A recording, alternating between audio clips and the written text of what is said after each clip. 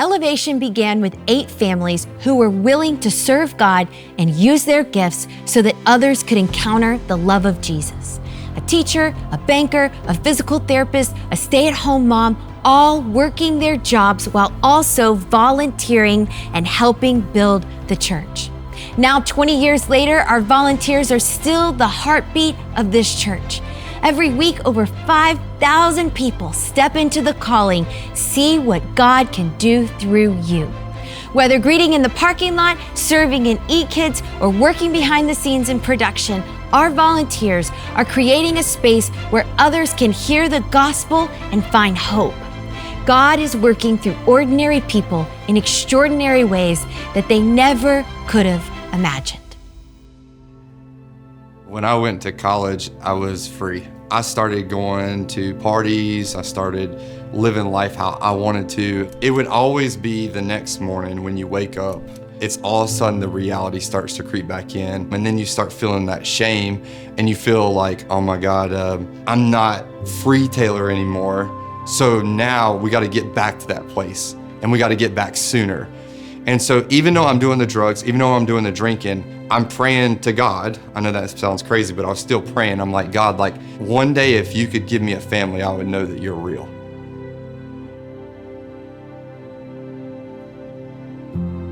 As we were dating, getting like more serious, it was definitely like with her, I'm trying to be like this guy that could possibly be in a steady relationship, but I'm also drinking and at the time doing drugs behind her back and she doesn't even know it.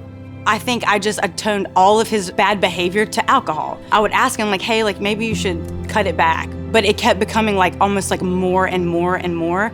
And then once we started planning our wedding, I was like, this is a problem. But it all came to a head.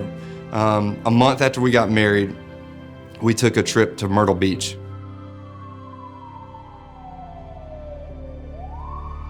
In my mind, I was like, this is it. Like, this is over. I can't do this. I'm gonna lose my wife. I'm gonna lose my job. I'm gonna lose everything. The thing that, I had prayed for before is now gonna be gone. And I don't know why I did this, but I just laid down on my kitchen floor, flat on my face. So I literally pushed the air and I said, you take my life and you do something with it. From that moment, I've never desired another drink, never desired another drug.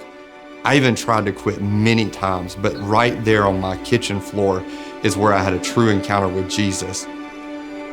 The very next Sunday, I go to church. Pastor Stephen's preaching on the screen. He's like, I got great news. We're opening up Elevation Gaston. And then Pastor Stephen says, we need your help. And he points at the screen, and I felt like God was pointing at me. I walked out of the experience at Uptown, and I signed up to help launch Elevation Gaston. For years, I had led people to do drugs that had never done drugs before, and I just said, I just want to do good. Taylor was on the prayer team. It was called Next Level. And so since he had prayed that prayer and God delivered him like that, he believed in prayer so much that he would pray for everybody at Elevation Gaston. I mean, literally everybody that he came in contact with, he was praying for them. I remember just talking to people and praying with them. And I remember they would say, you don't know what I've done. But I'm like, hey, I've done worse. And look where God's got me. He's not done with you yet.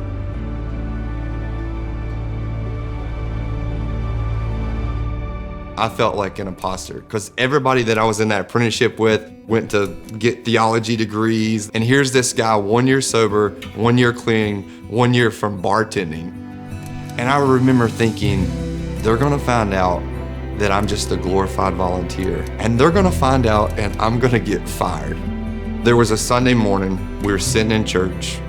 Pastor was doing Death to Selfie series, and he preached this sermon called Just Call Me Jacob. But I want to let you know today that until you get it inside of yourself and find out who God made you to be and be that from the inside out, God can't bless who you pretend to be. And I remember thinking, could it be possible that God wants to bless the real Taylor? Even if people knew that you've only been sober and clean for a year, could God really bless the real me?